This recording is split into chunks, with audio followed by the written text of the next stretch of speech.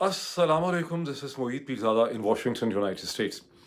यहाँ अमेरिका के east coast में अभी 29 जून 2025 इतवार संडे के दिन की दोपहर है। लेकिन हिंदुस्तान, पाकिस्तान, बरसगीर में, मशरक़ वस्ता में, नॉर्थ अफ्रीका में अब आधी रात से आगे का वक़्त है। मैं तकरीबन पूरे 3 दिन के बाद इस यूट्यूब चैनल के ऊपर लौट रहा हूँ और इन 3 दिनों में बहुत सी डेवलपमेंट्स दुनिया में हुई हैं। मैं इन 3 दिनों में कहाँ गुम हूँ, मैं समझता हूँ कि सिर्फ़ मुझे हर वक़्त व्लॉग ही नहीं करने चाहिए, बल्कि मुझे अपने दिमाग के ऊपर भी काम करना चाहिए। तो मैं पिछले 3 दिनों में ट्रैवल भी कर रहा था और बहुत सी चीज़ें मैं पढ़ भी रहा था, ताकि मैं बहुत सी चीज़ों को बेहतर अंडरस्टैंड कर सकूँ।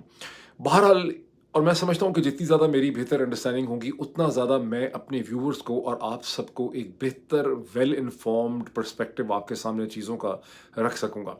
बहरहाल, मूविंग फॉरवर्ड, इन 3 दिनों में पाकिस्तान में और दुनिया में बहुत सी अजीबो-गरीब किस्म की चीज़ें जो हैं और डेवलपमेंट्स हुई हैं। फॉर इंस्टेंस, पाकिस्तान में अब ये लग रहा है कि सुप्रीम कोर्ट का जो एक फ़ैसला करवाया गया है 2024 के इंतखाबात और तहरीक-ए-इंसाफ की रिज़र्व सीट्स के हवाले से,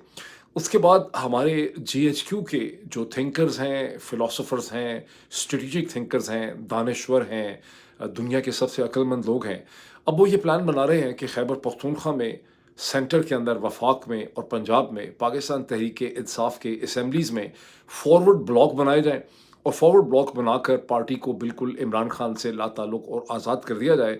और वो जो कहते हैं ना कि पुरानी कहावत है उर्दू के अंदर कि ना नौ मन तेल होगा, ना राधा नाचेगी। तो उनका ख़्याल है कि इससे पूरी सियासत उनके कंट्रोल में आ जाएगी। हमारे दानश्वर जो ये लोग हैं, जो स्ट्रेटेजिक थिंकर हैं जीएचक्यू के, उन्हें इस चीज़ का एहसास ही नहीं है, अदराक ही नहीं है कि जब आप पॉलिटिकल प्रोसेस और सियासी अमल का रास्ता रोक देते हैं, तो उसके अनइंटेंडेड कॉन्सिक्वेंसेस होते हैं। यानी आप तो अगले 1 हफ्ते या चंद महीनों का सोचते हैं, लेकिन कुछ ऐसे असरात भी मुरतब होते हैं, जिसके बड़े खौफनाक नतायज जो हैं, वो बाद में निकलेंगे। बहरहाल, एक और चीज़ मैं देख रहा हूँ कि अमेरिका के अंदर हाँ, सबसे पहले है कि ज़ायनिस्ट दुनिया भर में और अमेरिका में ये केस एस्टेब्लिश करने की कोशिश कर रहे हैं कि अमेरिका की जो एयर स्ट्राइक्स की हैं डोनाल्ड ट्रंप ने फर्दो, इस्फ़हान वगैरह पे, उसका कोई बहुत ज़्यादा नुकसान नहीं हुआ है और मतलब ये है कि ऑपरेशन सिंदूर की तरह, इसे आप सिर्फ़ सिंदूर की तरह इसे आप सिर्फ़ सस्पेंड करें, हमें ईरान के ऊपर मज़ीद हमले करने की ज़रूरत है। खुद अमेरिका के अंदर जो ज़ायनिस्ट और क्रिश्चियन इवेंजेलिस्ट हैं, वो अब ये आर्गुमेंट डेवलप कर रहे हैं कि ज़ोहरान ममदानी, जिन्होंने डेमोक्रेटिक पार्टी की न्यूयॉर्क के मेयर की प्राइमरीज़ जीत ली हैं, उनके जो एप्लीकेशन थी नेचुरलाइज़ेशन सिटिज़नशिप की, जब वो अमेरिका के शहरी बने, क्योंकि वो अमेरिका में पैदा नहीं हुए, वो अफ्रीका में, कंपाला में, युगांडा में पैदा हुए थे और बहुत छोटी उम्र में यहाँ पे आए थे। तो 2011-12 में जब वो शहरी बने, सिटिज़न बने, तो उनकी एप्लीकेशन में कोई डिफेक्ट निकाला जाए और उनको डिपोर्ट कर दिया जाए, यानी उनसे जान छुड़ाई जाए, वरना एक मुसलमान जो है, अगर वो न्यूयॉर्क का मेयर बन जाए, तो ये तो बहुत बड़ा एक ज़ुल्म अज़ाब होगा और न्यूयॉर्क का तमाम शहर और उसकी तहज़ीब जो है, वो डिस्ट्रॉय हो जाएगी। अगर एक तरफ ज़ायनिस्ट और क्रिश्चियन इवेंजेलिस्ट जो हैं, वो ये कोशिशें करने की कर रहे हैं,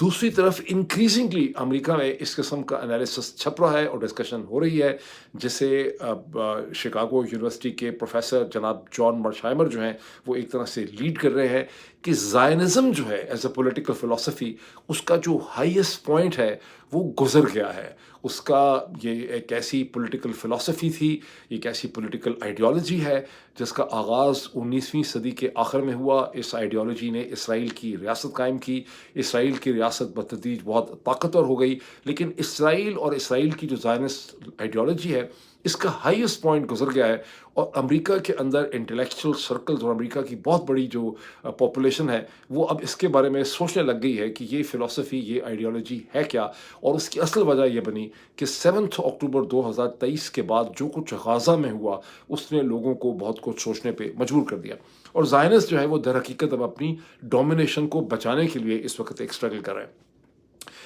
लेकिन मैं इन तमाम चीज़ों की तरफ इस वक़्त नहीं जा रहा, इनकी तफ़सीलात में मैं एक अगला वीलॉग करूँगा और मैं इन तमाम इश्यूज़ के अंदर मैं जाऊँगा। बिकॉज़ इस वक़्त एक और ऐसा इश्यू है जो मैं समझता हूँ मेरे लिए और आप में से बहुत से लोगों के लिए बहुत अहम है। आप में से यकीनन ऐसे बहुत बड़ी तादाद में लोग होंगे जिनको ये इश्यू और ये टॉपिक बहुत बोरिंग लगेगा। लेकिन मेरे लिए ये बहुत अहम इश्यू है। मैं अगर आप मुझे सुनेंगे इस पॉइंट से आगे, तो आपको एहसास होगा कि मैं इसको क्यों बहुत इम्पोर्टेंट समझता हूँ। لاکھوں پاکستانیوں کی طرح جو دنیا بھر میں پھیلے ہوئے ہیں، پاکستان میں ہیں، میں نے بھی جب وہ امیجز دیکھے سوات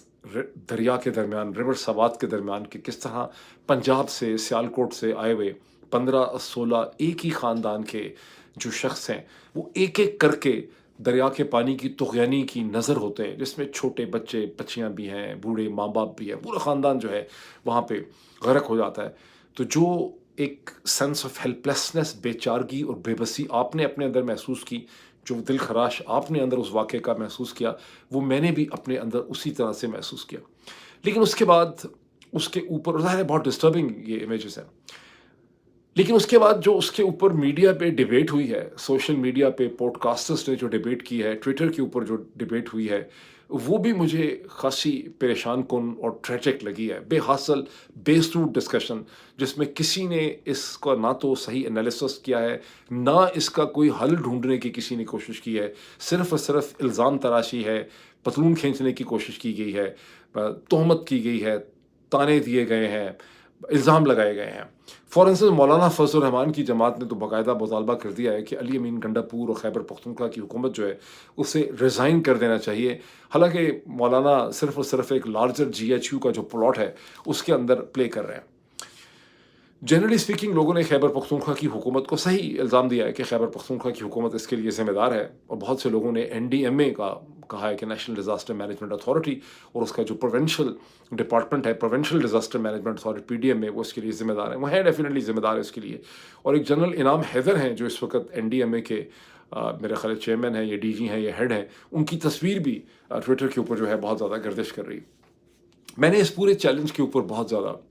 میں نے اس کے اوپر ریسرچ کی ہے، میں نے بہت اس کے بارے میں پڑھا ہے۔ فلیش فلڈز جو ہیں وہ مجھے ویسے بھی میرے لیے ایک بہت انٹرسٹنگ سبجیکٹ ہے، بیکاز میں اب امریکہ میں رہتا ہوں، اور بہت پہلے جب ارلی 90s میں امریکہ آیا تب سے مجھے اس کا احساس ہے کہ امریکہ میں بہت زیادہ لوگوں کی فلیش فلڈز کے ذریعے سڈنلی ایک فلڈ سچویشن ڈیولپ کرتی ہے کسی سڑک کے کسی حصے کے اندر، یا کسی ایک ڈیپر جگہ میں، جس کے نتیجے میں لوگ جو ہیں وہ پھنس جاتے ہیں اور اس میں ان کی ڈیتھ ہو جاتی ہیں۔ لیکن ذہن میں اسے رکھیں کہ امریکہ کا رقبہ اندازاً 40 لاکھ اسکوائر میل ہے۔ 40 لاکھ اسکوائر میل ہے۔ پاکستان کا کتنا ہے؟ پاکستان کا رقبہ کوئی 3,30,000 یا 3,50,000 اسکوائر مائل ہے۔ امریکہ میں ایک سال میں اوسطاً آن این ایوریج 50 سے 100 لوگ جو ہیں وہ تمام قسم کے فلڈز کے نتیجے میں ان کی ہلاکت ہوتی ہے۔ گزشتہ جو لاسٹ فگرز ہیں 2022 کے 23 کے، اس میں 79 ڈیتھس ہیں۔ اس میں سے میجورٹی فلیش فلڈز میں ہوتی ہے جو اچانک ڈیولپ کر جاتے ہیں۔ جو ریورین فلڈ ہوتا ہے جو کوسٹل ایریاز میں، اس میں بھی ڈیتھس ہوتی ہیں، لیکن جو 42%، ایون جو فلیش فلڈز میں 42% ڈیتھس اس وقت ہوتی ہیں جب لوگ اچانک کسی ایسی سڑک کے اوپر ہوتے ہیں جہاں فلڈ سچویشن ڈیولپ کر رہی ہوتی ہے، اور وہ فیصلہ نہیں کر سکتے کہ انہیں آگے جانا ہے یا انہیں رک جانا ہے یا پیچھے ہونا ہے، انہیں گھر جانے کی کوشش ہوتی ہے، اور عموماً رات کو اس قسم کی فلیش فلڈز کی ڈیتھس ہوتی ہیں۔ ہندوستان، پاکستان، بنگلہ دیش کے اندر ہر برس ہزاروں لوگ جو ہیں ان کی فلڈز میں ڈیتھس ہوتی ہیں، لیکن اس کا کوئی ڈیٹا جو ہے ایکوریٹ، اس کی انڈر رپورٹنگ ہوتی ہے، اس کا کوئی ایکوریٹ ڈیٹا، ان لائک امریکہ جہاں بہت ایکوریٹ ڈیٹا ایگزسٹ کرتا ہے ایک ایک ڈیتھ کا، اس قسم کا کوئی ڈیٹا ہندوستان، پاکستان، بنگلہ دیش میں ایگزسٹ نہیں کرتا۔ فار انسٹنس 2022 کے پاکستان کے فلڈز میں 1700 ڈیتھس ہوئیں، یا 2000 ڈیتھس ہوئیں، یا 2200 ڈیتھس ہوئیں، یا 2500 ڈیتھس ہوئیں، اور کتنے لوگ بعد میں بیماری کے نتیجے میں مر گئے، اس کے کوئی اعداد و شمار جو ہیں وہ ایگزسٹ نہیں کرتے۔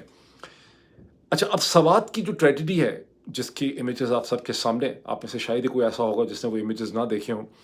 اس کا فرق اور ویسے جو فلڈ میں پاکستان میں ہزاروں لوگ ایک سال یا 2 سال یا 3 سال کے ٹائم پیریڈ میں جاں بحق ہوتے ہیں، اس میں بنیادی فرق یہ ہے کہ اسے کیمرے کی آنکھ نے کیپچر کر لیا، اور وہ جو لوگوں کی بے چارگی، بے بسی، ہیلپلیسنس ہے، جہاں وہ انتظار کر رہے ہیں اور امید کر رہے ہیں کہ کوئی نہ کوئی مدد حکومت کی طرف سے یا شہر کی طرف سے یا لوکل ایڈمنسٹریشن کی طرف سے ان تک پہنچے گی۔ یہ ہو نہیں سکتا کہ لوگ صحت مند کھڑے ہیں، پانی بڑھتا چلا جا رہا ہے، یہ کیسے ممکن ہے؟ اور دوسری طرف لوگ اس بے بسی، بے چارگی کو دیکھ رہے ہیں، مدد کرنا چاہتے ہیں، لیکن ان کے پاس کوئی طریقہ نہیں ہے ان کی مدد کرنے کے لیے، اور الٹا وہ ویڈیو بنا رہے ہیں، اور یوں یہ بے چارگی اور یہ بے بسی جو ہے یہ کیپچر ہو جاتی۔ اس قسم کے جو امیجز ہوتے ہیں وہ ایک پوری کی پوری قوم، یعنی ویسے تو زندگی موت خدا کے ہاتھ میں ہے، ایئر کریشز ہوتے ہیں، ٹرین کریشز ہوتے ہیں، گاڑیوں کے حادثے ہوتے ہیں، لیکن یہ جب واقعات اس قسم کے ہوتے ہیں جس کو پوری قوم دیکھتی ہے تو پوری کی پوری قوم کے تحت و شعور میں اس کی کانشیسنس کے اندر ایک اپنے بارے میں ایک بیچارگی ہیلپلیسنس کی فیلنگ پیدا ہوتی ہے کہ یار ہم کس قسم کے لوگ ہیں، ہم یہ بھی نہیں کر سکے۔ ہندوستان کے ایک بڑے مشہور رائٹر ہیں اراوند ادھیگا، جن کی بڑی مشہور کتاب ہے جیسے بکر پرائز ملا تھا دی وائٹ ٹائگر، اس پہ بعد میں ایک فلم بھی بنی تھی۔ اس کتاب کے اندر ان کا ایک صفحہ اور ایک پیراگراف ہے اس کی انیشل چیپٹرز کے اندر، جہاں وہ ہندوستان کے لوگوں کی طبقاتی جو کشمکش ہے، جو کلاس اسٹرگل ہے ہندوستان کی، جس میں ہندوستان کی 80% آبادی سے زیادہ جو ہے وہ ایک بہت بری طرح سے پسی ہوئی ہے، اس کے بارے میں وہ ایک چند لائنز لکھتے ہیں کہ کہتے ہیں کہ ہندوستان کے جو ہم لوگ ہیں نا، ہماری جو کیفیت ہے ذہنی، وہ اس مرغیوں کی طرح کی ہے، چکن کی طرح کی ہے، جو ایک چکن شاپ کے اندر ایک ڈربے میں بند ہوتے ہیں، اور جب بھی کوئی نیا خریدار آتا ہے مرغی نکالنے کے لیے، اور جب وہ دروازہ ڈربے کا کھولتا ہے، چکن فروش جو ہوتا ہے، تو وہ ایک مرغی کا یا چوزا ڈھونڈ کے نکالتا ہے کہ کس سائز کا اس کو چاہیے، تو اس وقت ایک تھوڑی دیر کے لیے ان مرغیوں میں ایک کھلبلی مچ جاتی ہے۔ پھر جب دروازہ بند ہوتا ہے، ان کے سامنے وہ مرغی ذبح ہوتی ہے، تو تھوڑی دیر کے لیے ان کو اطمینان ہوتا ہے کہ ہماری جان جو ہے وہ بچ گئی ہے۔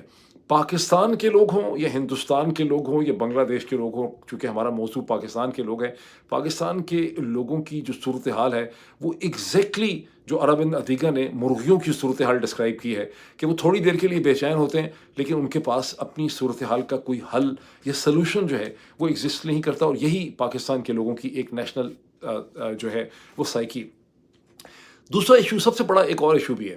کہ ہم سب F-16 F-16 JF-17 PSL-15 missile وہ مارا، ٹھا مارا، اڑا کے رکھ دیا، اس قسم کی چیزوں میں تو بہت انٹرسٹڈ ہیں، لیکن جو پروسیس ہوتا ہے کسی چیز کا، اور سیاست میں بھی ہماری تمام ڈسکشن، جیسے جو بھی ڈسکشن ہوئی ہے سوات کے واقعے کے اوپر، اس میں ایروگنس ہے، اس میں اگنورنس ہے، اس میں لان تان ہے، اس کے اندر سینسیشنلزم ہے، اس میں جنرل کی تصویر لگا کے اس میں سب کچھ اس قسم کی چیزیں کر دی گئی ہیں، لیکن پروسیس کیا ہے، معاملہ حل کیسے اس کا نکلے گا، اس کے بارے میں کوئی توجہ نہیں۔ مجھے یاد ہے 2019 کے اندر جب میں پاکستان ٹیلی ویژن کا حصہ تھا، تو تیزگام کی ایک ٹرین ہے، اسے آگ لگ گئی رحیم یا خان کے قریب، کیونکہ اندر کوئی کینسٹر اس کا جل گیا، پھٹ گیا، اور کم از کم بھی 24 گھنٹے میں 75 لوگ جو ہیں وہ جل کے جہاں بھگ ہو گئے۔ ٹیلی ویژن چینلز نے تھوڑی دیر کے لیے اس کو ڈسکس کیا، اس ٹریجڈی کے اوپر کوئی لا سیر حاصل ڈسکشن نہیں ہو سکی، بلکہ جب میں نے اس پہ زیادہ ڈسکشن کرنی چاہی، جو ٹیلی ویژن چینل کا ریٹنگ ڈپارٹمنٹ تھا، اس نے مجھے کہا ڈاکٹر صاحب لوگ بھول گئے ہیں، اس ایشو کی اہمیت ختم ہو گئی ہے، اس کو ماریں گولی، کوئی یہاں زیادہ کنسرن نہیں ہے، لوگ صرف سیاست کی بات جو ہے وہ سننا چاہتے ہیں۔ تو یہ بھی ٹریجڈی کا ایک آسپیکٹ ہے ہمارے ہاں۔ اب پبلک امیجنیشن پاکستان کے لوگوں کی کس قسم کی بنائی گئی ہے کہ ان کا خیال ہے کہ ہیلی کاپٹرز کے ذریعے کمانڈوز لینڈ کریں گے، بڑا زبردست قسم کا سین ہوگا، اور ایک ایک کر کے وہاں سے لوگوں کو بچا لیں گے، اور خود فوج کا جو PR ڈپارٹمنٹ ہے سارا ISPR وغیرہ، اس نے اس امیجنیشن کو پیدا کرنے میں بھی بڑا رول پلے کیا۔ کچھ عرصہ پہلے مجھے یاد ہے آزاد کشمیر میں کہ کسی جگہ لوگوں نے خود اپنی مدد کرتے ہوئے کہیں لوگوں کو بچا لیا کسی جگہ ڈوبنے سے، تو فوج کے لوگوں نے فوری طور پہ یہ کلیم کر لیا کہ وہ بچانے والے جو اصل میں پرائیویٹ کانٹریکٹر تھے، ان کو انہوں نے کہا کہ یہ فوج کے کمانڈو سے، فوج نے کیا، مطلب تو ایک لوگوں کی فیلنگ اس قسم کی بنائی گئی ہے۔ تو لوگ ایکسپیکٹ کرتے ہیں کہ پاکستان کی فوج، NDMA، commandos, Pakistan air force آ جائے، ہیلی کاپٹرز کے ذریعے لوگوں کو بچائے۔ اصل ریئلٹی بڑی بورنگ قسم کی ہے۔ اصل ریئلٹی یہ ہے کہ جو تہذیب یافتہ ماڈرن معاشرے ہیں جس طرح امریکہ ہے، وہاں پہ ارلی وارننگ سسٹمز جو ہیں وہ ڈیولپ کیے جاتے ہیں۔ ان ارلی وارننگ سسٹمز کو ڈیولپ کرنے کے لیے امریکہ میں بے تحاشا انٹیلیجنس، خرچہ، سرمایہ، تھنکنگ استعمال کی گئی ہے۔ کمیونیکیشن اسٹریٹجیز ہیں کہ جو سینٹرل فیڈرل ایجنسیز ہیں، جو اسٹیٹ ایجنسیز ہیں، اور جو لوکل ایجنسیز ہیں جیسے پولیس ہے، لوکل ایڈمنسٹریشنز ہیں، جو ریسکیو ٹیمز ہیں، ان کے درمیان افیکٹو کمیونیکیشنز کے پلیٹ فارمز ڈیولپ کیے گئے ہیں۔ موبائل فونز کے ذریعے sirens, alerts, messages, billboards کے ذریعے بتایا جاتا ہے، local television channels, local radio stations کے ذریعے بتایا جاتا ہے کہ ڈیزاسٹر ہے، ایکسپیکٹڈ ہے، ہیوی رین فال ہے، کلاؤڈ برسٹ جو ہے وہ ہو رہا ہے۔ اور پھر ایک ٹریننگ کے ایلیمنٹ ہے کہ جو لوکل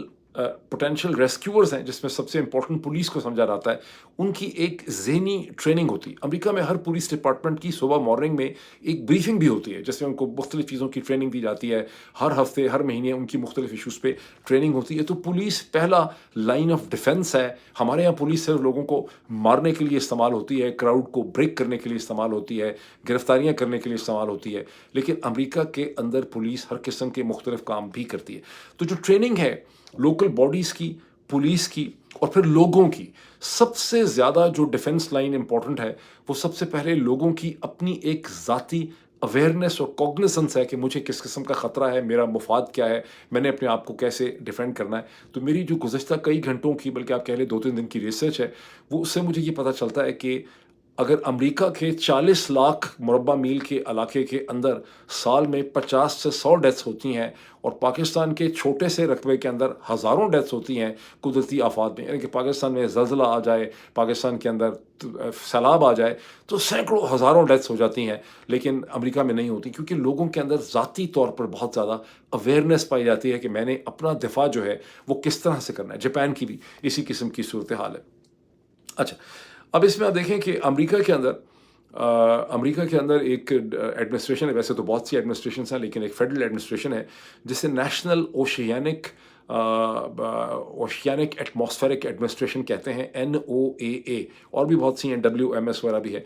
इन्होंने मोबाइल वार्निंग सिस्टम इस किस्म के डेवलप किए हुए हैं, और अमेरिका में जो लोग रहते हैं वो वाकिफ़ हैं कि जब भी कहीं ख़तरा होता है कि टॉर्नेडो है, झक्कड़ आने वाला है, बहुत बारिश होने वाली है, कुछ हो जाएगा, तो वो फ़ोन के अंदर से ऐसे मैसेजेस आते हैं कि उसको बंद करना नामुमकिन हो जाता है। जब तक आप उसको सुनते नहीं हैं, उसको सुन नहीं लेते, उसको देख नहीं लेते, वो फ़ोन के अंदर से जो हैज़र्डस सायरन पैदा होता है वो बंदा नहीं। ये ऐप्स जो हैं वो स्पेशली डेवलप की गई हैं, जो हर फ़ोन आपको बिल्ट इन ये ऐप्स आपको प्रोवाइड करता है। ठीक है, इसी तरह से लोकल टेलीविज़न, रेडियो जो है उसका बहुत ज़्यादा, और बिल बोर्ड्स का उसमें बहुत ज़्यादा रोल है। अब एक वर्ल्ड मेteoric मेरा ख्याल ऑर्गेनाइजेशन है, WMO, जिसने एक सिस्टम डेवलप किया हुआ है, FFGS क्या है? FFGS is flash flood guidance system,